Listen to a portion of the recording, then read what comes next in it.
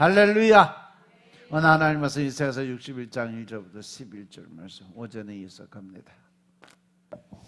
주 여호와의 신이 내게 임하셨으니 이는 여호와께서 내게 기름을 부으사 가난한 자에게 아름다운 소식을 전하게 하려 하심이라.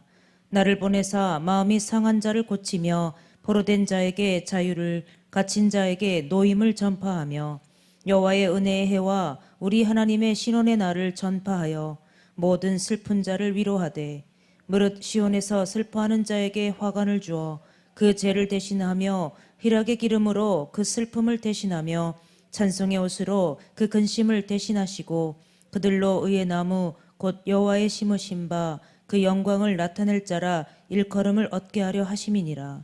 그들은 오래 황폐하였던 곳을 다시 쌓을 것이며 예로부터 무너진 곳을 다시 일으킬 것이며 황폐한 성읍 곧 대대로 무너져 있던 것들을 중사할 것이며 외인은 서서 너희 양떼를 칠 것이요 이방 사람은 너희 농부와 포도원 지기가 될 것이나 오직 너희는 여호와의 제사장이라 일컬음을 얻을 것이라.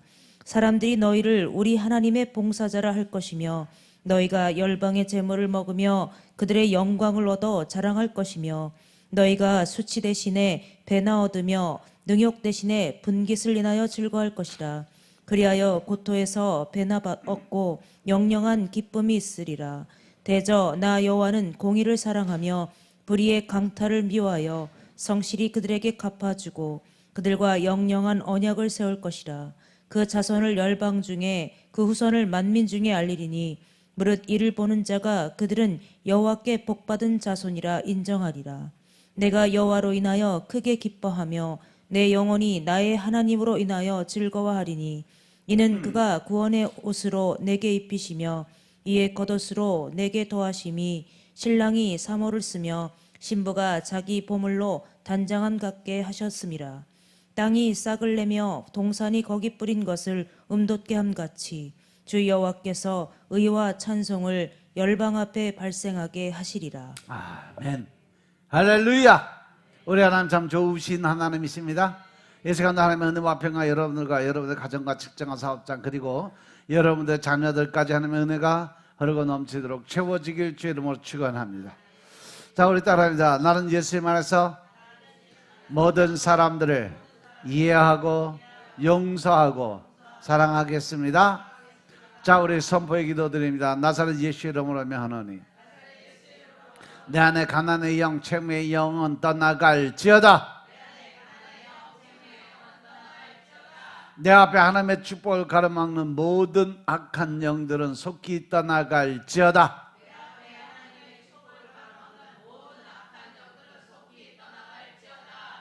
내 죄로 인하여 나를 따라갔던 모든 영권, 인권, 물권은 속히 회복되어 돌아올지어다.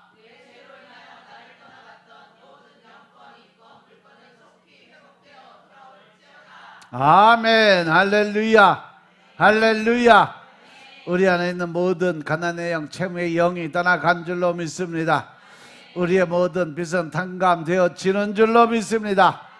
하나님의 축복을 가로막는 악한 영들은 떠나가고 나를 떠나던 모든 영권, 인권, 물권의 권세들이 다 회복되어 돌아온 줄로 믿습니다. 이 시간도 하나님께 영광을 드리는 귀한 시간 되시길 주님으로 축원합니다. 오늘 이사야서 61장 1절부터 11절 말씀 가지고 오직 너희는 여호와의 제사장이라 하는 제목으로 말씀을 나누겠습니다. 따라합니다. 오직 너희는 여호와의 제사장이라. 오직 너희는 여호와의 제사장이라. 오전에 우리가 61장 1절부터 11절 말씀 가지고 오직 너희는 여호와의 제사장이라는 제목으로 말씀을 나눴어요. 9절 하반절에 보면 무릇 이를 보는 자가 그들은 여호와께 복받은 자손이라 인정하리라고 했어요. 또 본문에 있는 말씀 그대로 여호와께 복받은 자손으로 인정해 주겠다라는 축복이 임하게 된 줄로 믿으시기 바랍니다. 이러한 축복이 여러분들에게도 똑같이 임하시길 주님으로 축원합니다. 이스라엘 백성들은 자기 조상 아브라함이 얼마나 자랑스러운지 몰라요. 그래서 그들은 아브라함의 자손이 된 것을 아주 큰 영광으로 여기고 살았던 사람이 바로 이스라엘 백성들이. 왜냐하면 아브라함이 하나님께 선택을 받았고 온갖 축복을 다 받은 조상이다, 이렇게 생각을 한 거죠. 따라서 조상이 잘 되었다 하게 되면 후손에게는 자랑거리가 되는 거죠. 또 조상된 사람으로서 후손이 복을 받았다 할 때 조상에게도 역시 영광이 이어지는 것임을 깨달으시기 바랍니다.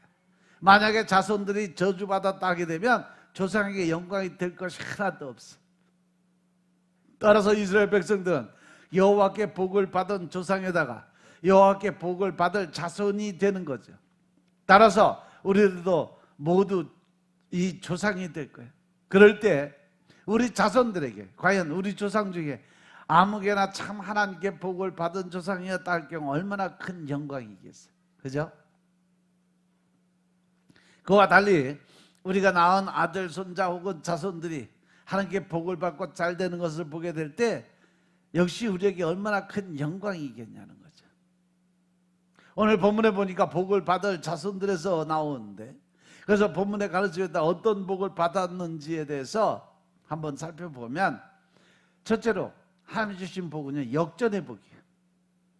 4절 5절의 말씀을 보니까 그들은 오래 황폐했던 곳을 다시 쌓을 것이고 예로부터 무너진 곳을 다시 일으킬 것이고 황폐한 성읍 곧 대대로 무너져 있던 것들을 중수할 것이고 외인은 서서 너희 양떼를 칠 것이고 이방 사람은 너희 농부와 포도원지기가 될 것이니. 할렐루야, 할렐루야. 역전의 복이라고 할 때 역전이란 말은 뒤집다라는 거예요. 상황이 바뀌다. 바닥에 깔려 패하고 있다가 역전이 되면 뒤집어 놓고 자기가 올라탄다는 얘기죠. 아브라함의 아들 이삭에 대해서 많이 들어서 잘 알고 계시죠. 그 이삭은 아버지에게서 믿음을 철저하게 배웠고 그 믿음을 이어받은 아주 위대한 아들이었어요. 한 번은 블레셋 땅으로 이사를 갔죠. 농사를 지는데 매우 잘 됐어요. 양떼를 쳐서 목축업을 시작했는데 이것 역시 잘 돼서 양이 떼를 이루었어요. 그래서 본토 토박이들이 보니까 배 아프거든. 왜? 사촌이 땅을 샀어. 이웃에 온 이 굴러 들어온 돌이 박힌 돌 빼내려고 하고 있는 거예요. 자기 땅에 어디서 굴러 들어온지도 모르는 이삭이라고 하는 사람이 들어와서 이렇게 잘 되니까 본토박이 블레셋 사람들이 어떻게 기분이 좋을까 나쁠까? 무지하게 나쁜 거예요. 그러니까 속이 다 틀려버려요. 왜? 질투심 때문에. 남이 잘 되니까 어떻게? 배가 부다는 얘기죠. 블레셋 사람들 이런 경우도 마찬가지예요. 이삭이 어디서 굴러와서 이렇게 잘 되니까 그들은 그것들을 빼앗고 쫓아내버립니다. 이삭은 들판으로 쫓겨가서 다시 음물을 팝니다. 음물을 파지 않으면 농업도 녹축도 아무것도 할 수 있는 게 없어요. 그래서 또 음물을 팠더니 샘이 막 터져 나와요. 그러더니 또 블레셋 사람들이 찾아와서 그 음물 맞아도 빼앗고 쫓아버립니다. 그래서 건너편에 있는 것으로 다시 쫓겨갔죠.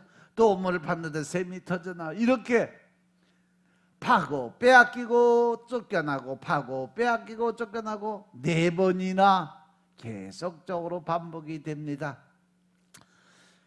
4번이란 말이 쉬워서 그렇지 오늘날 우리가 이런 꼴을 4번이나 당하게 되면 5년의 세월이 지났는지 10년의 세월이 지났는지 그건 잘 몰라. 아무튼 농사 한 번 지려면 1년이니까 1년에 한 번씩 4번 4년 동안 그는 계속 내가 쫓김을 당하면서 살았던 거죠.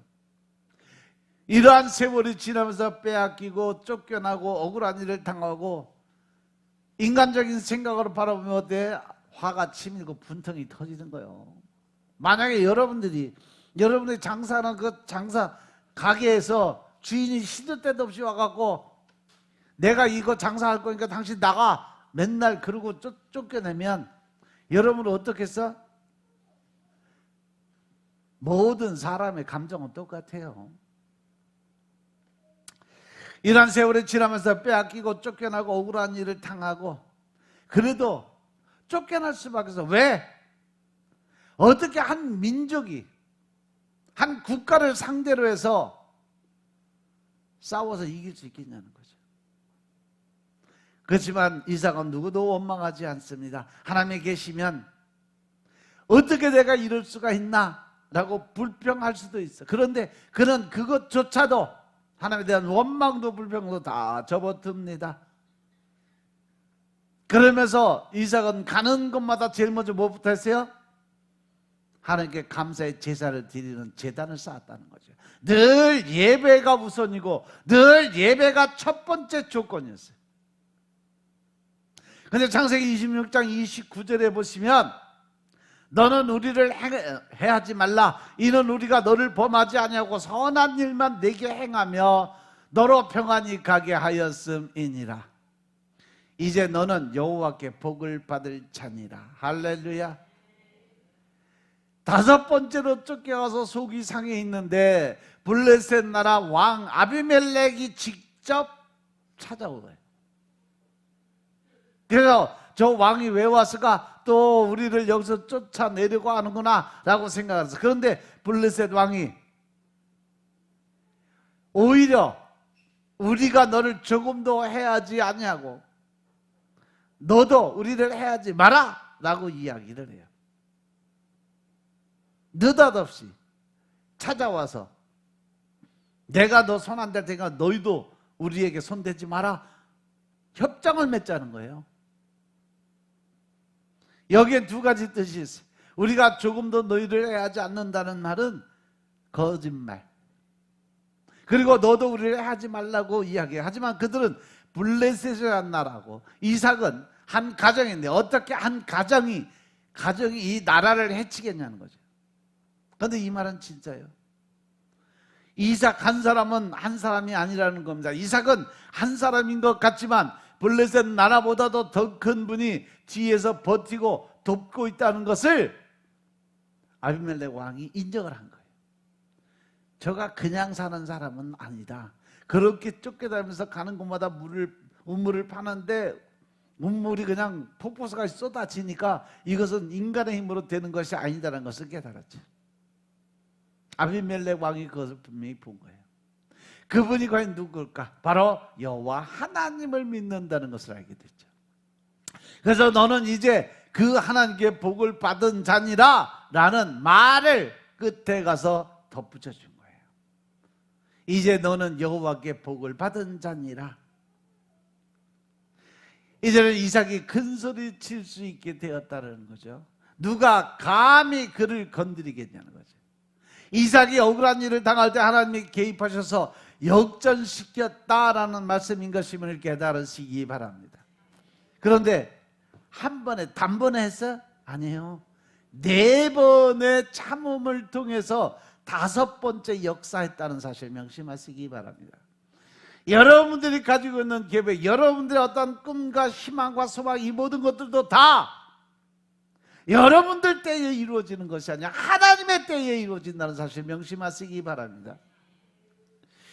이렇게 속상하게 빼앗기고 쫓겨나고 잠 못 이루고 분통이 터져나는 일들을 한 번도 아니라 4번, 5번까지 당할 때도 이삭은 하나님을 원망하지 않았어요.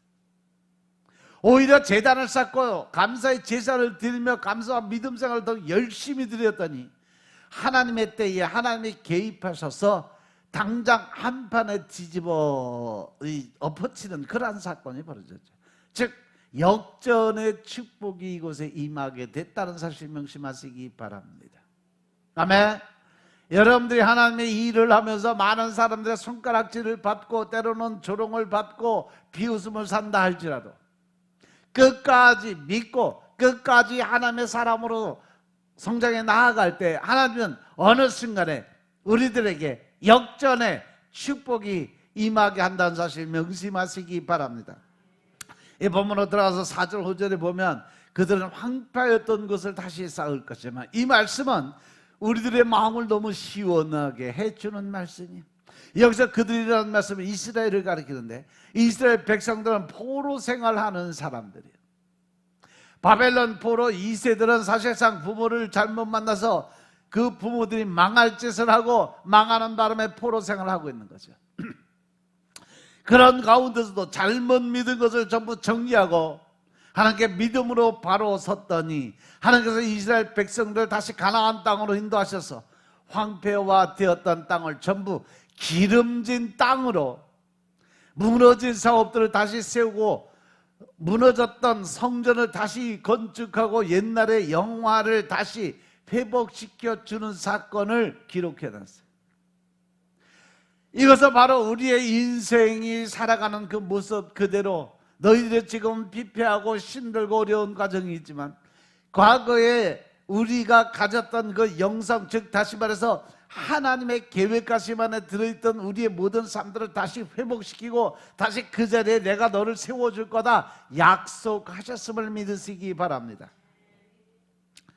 그리고 남북 이스라엘 왕국을 멸망시키는 일에 앞장섰던 나라가 바벨론이나 아스루 나라예요. 그들이 앞잡이 노릇하면서 못되게 굴던 족속이 에돔과 모압과 암몬 족속들이에요. 이들이 유다 나라가 망할 때에 함께 침략해서 앞잡이 노릇을 하고 약탈해 가고 포로로 잡아가는 일을 도와줬던 사람들이에요. 그러다가 이스라엘 백성들이 하나님 앞에 바로 서는 날 하나님께서 그렇게 못살게 굴던 사람들에게 또 다른 심판을 하시게 됩니다. 그 결과 이스라엘 백성들은 회복되고 이방 사람들은 쫄딱 망해버리는 결과가 나타난 거죠. 이럴 때 지금까지 큰소리치던 야단을 했던 그 이방인들이 이스라엘 백성들을 찾아옵니다.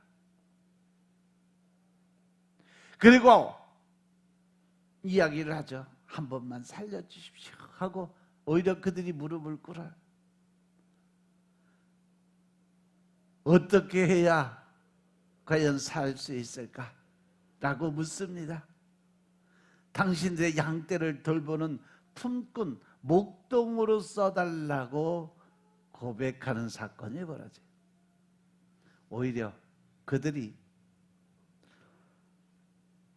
이삭의 가정을 엄청 핍박하던 사람들이 오히려 와서 당신의 목장지기라도 할 테니까 모든 거 이해하고 용서해달라고 와서 무릎을 꿇고 빈다는 거죠.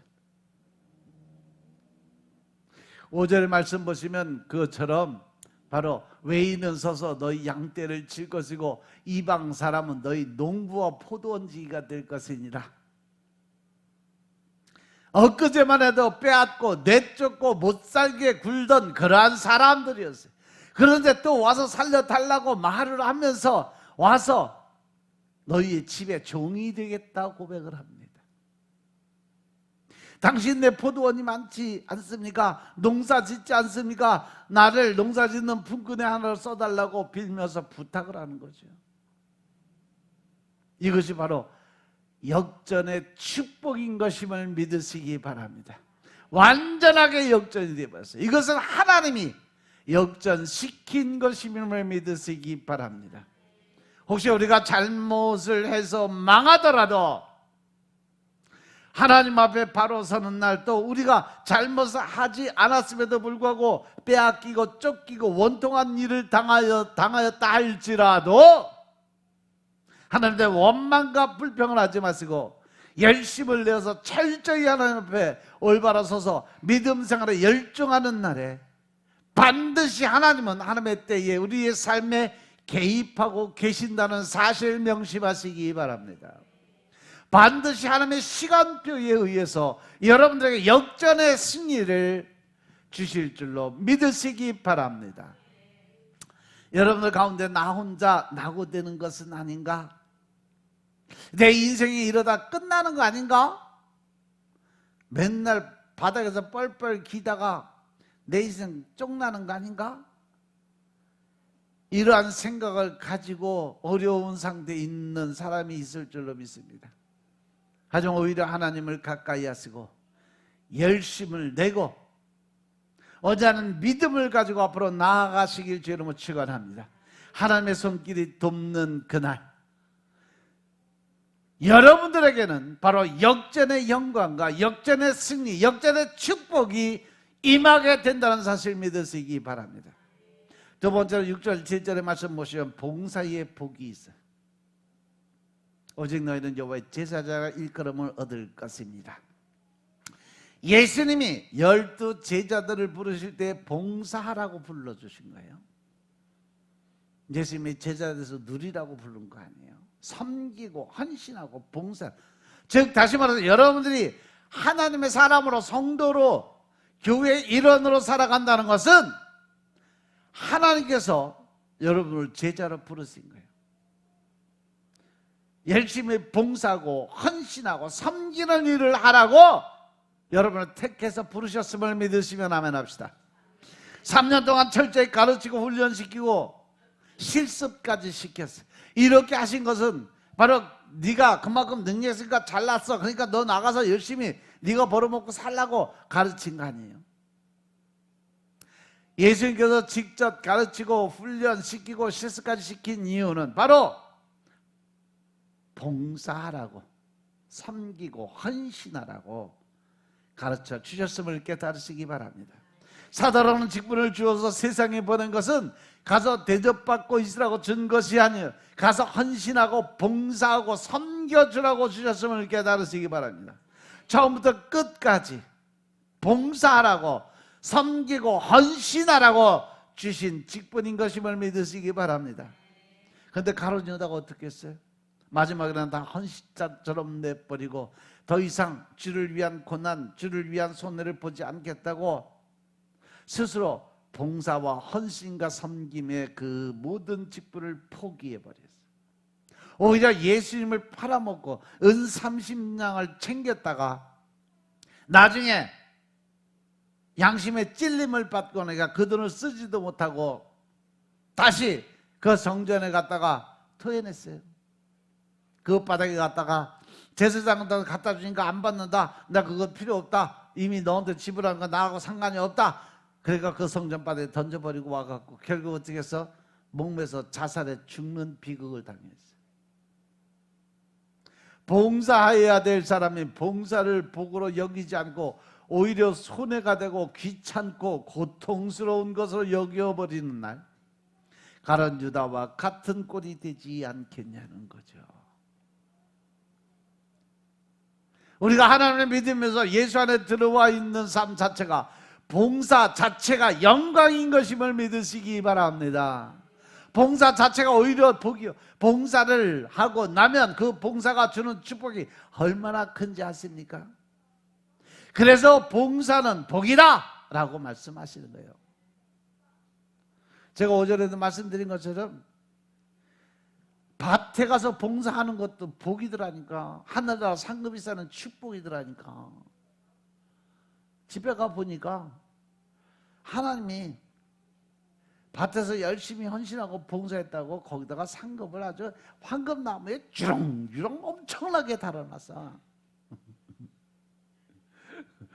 우리가 갖다 먹은 고추, 가지, 오이 그만한 크기만한 성금덩어리 열매들이 아주 주렁주렁 얼마나 달렸는지 몰라.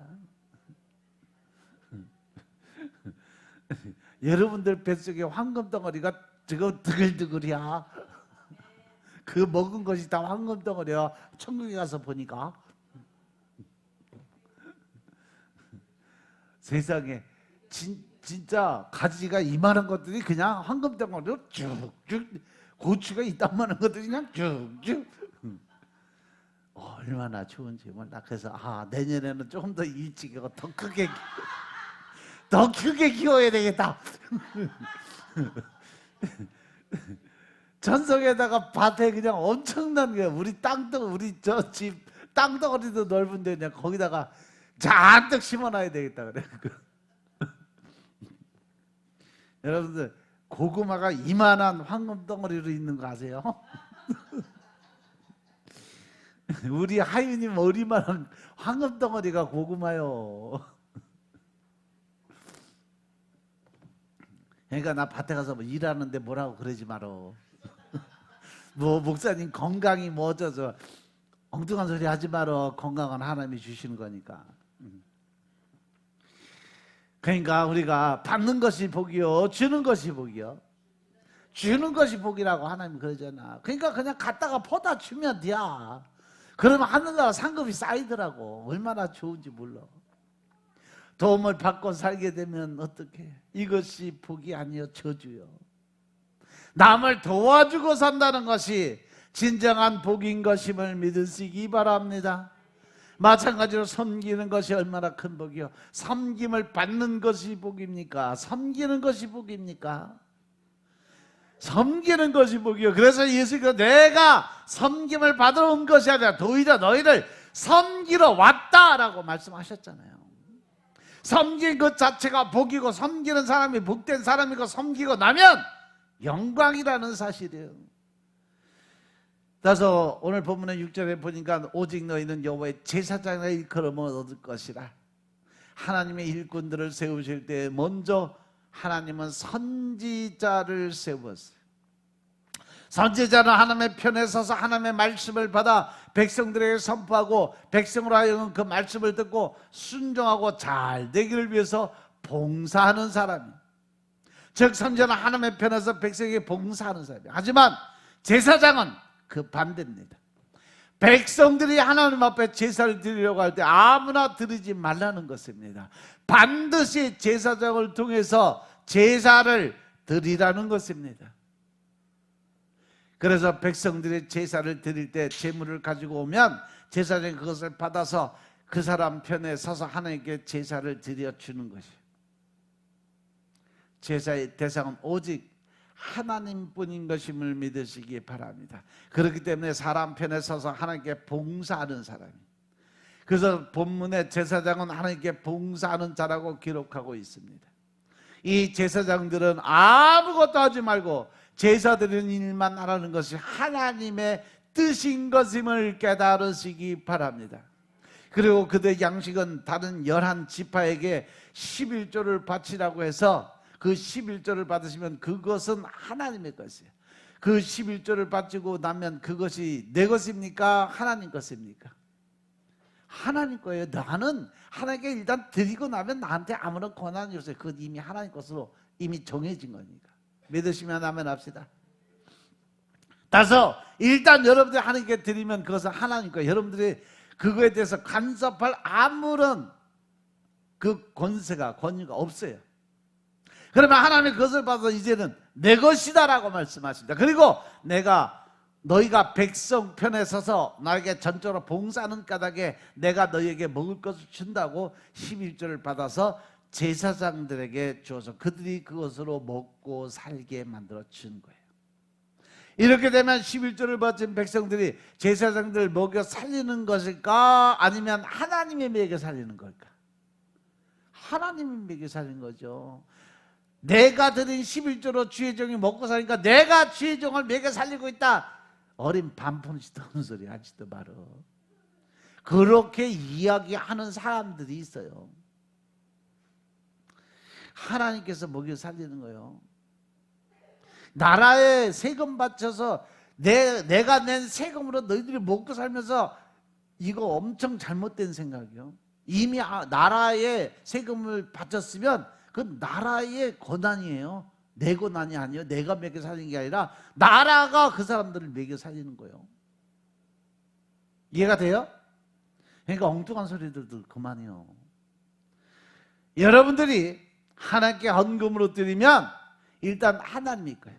그러면 하나님께서 주님의 종들에게 이건 네가 먹으라고 해서 주는 것이 바로 11조의 개념이에요.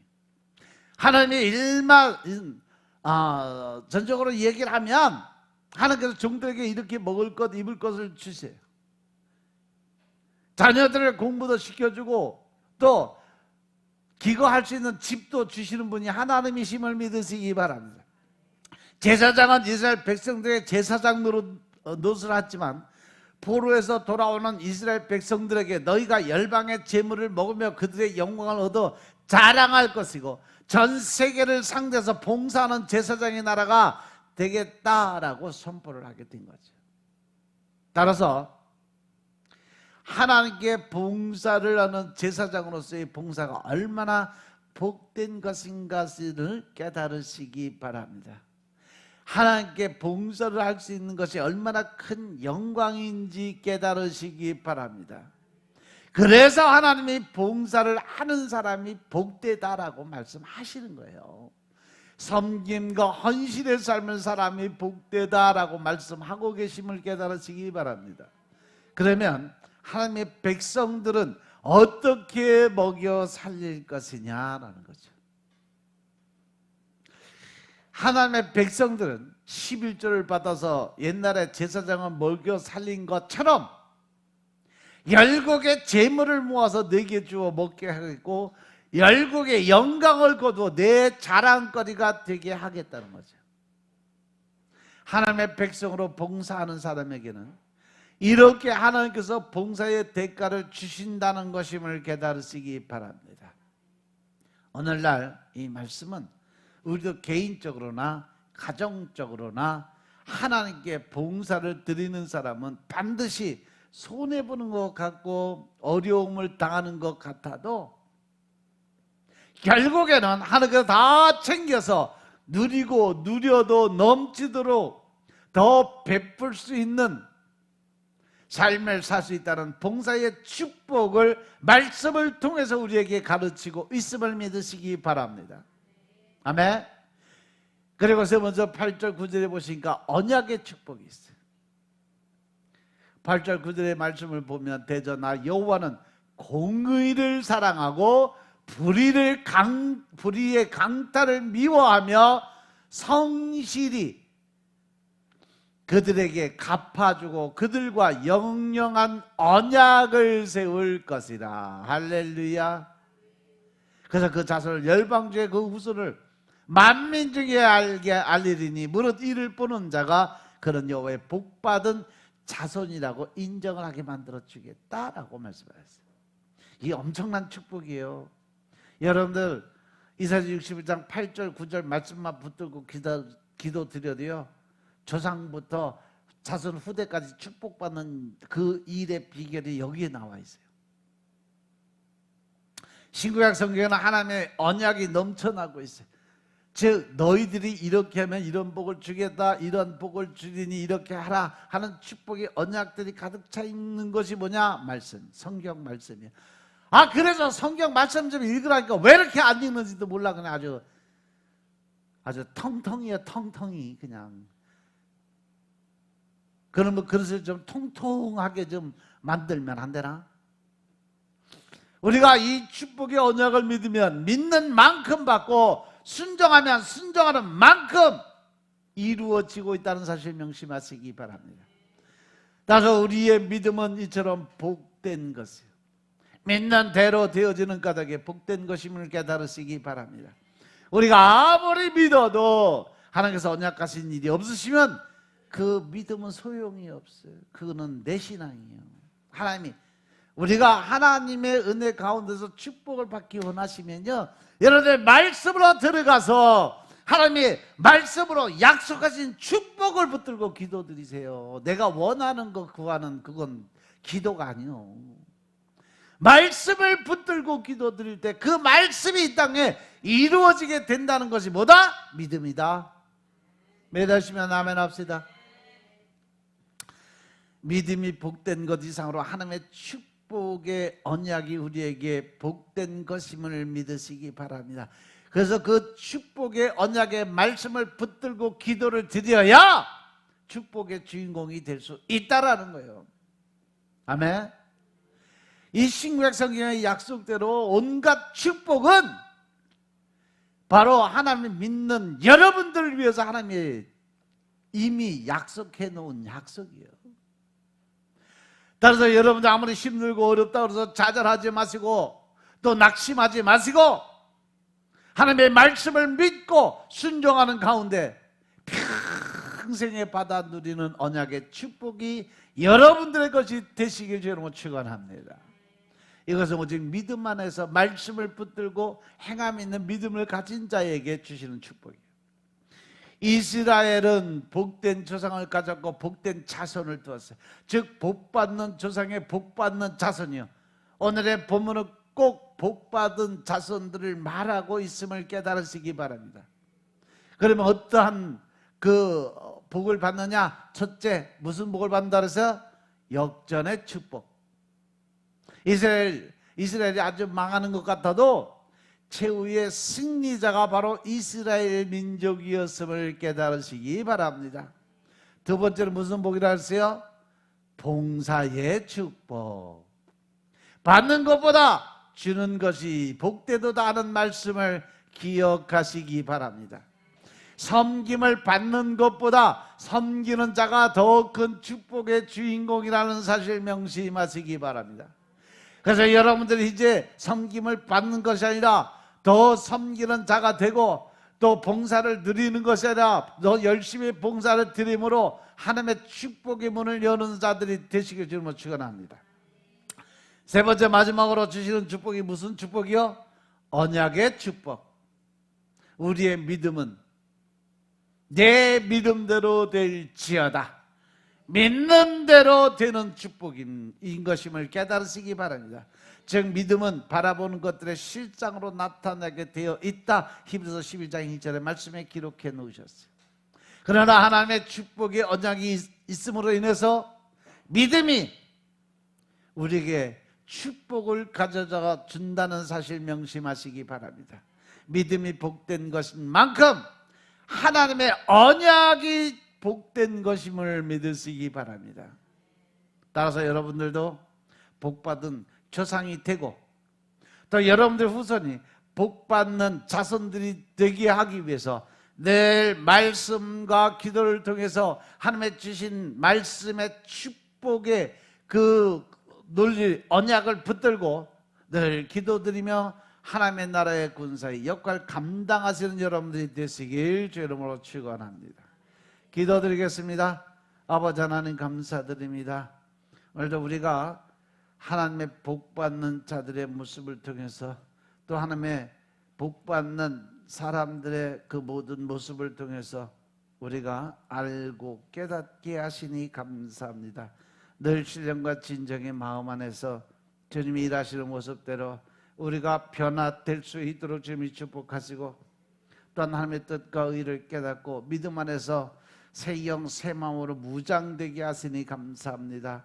신령과 진정의 마음으로 하나님의 뜻과 의를 세워가며 이제는 모든 것이 내가 죽고 내 안에 계신 예수님의 삶으로 살아갈 수 있도록 역사하여 주시옵소서. 모든 말씀 우리 주 예수 그리스도의 이름으로 감사드리며 기도드려 싸움나이다. 아멘.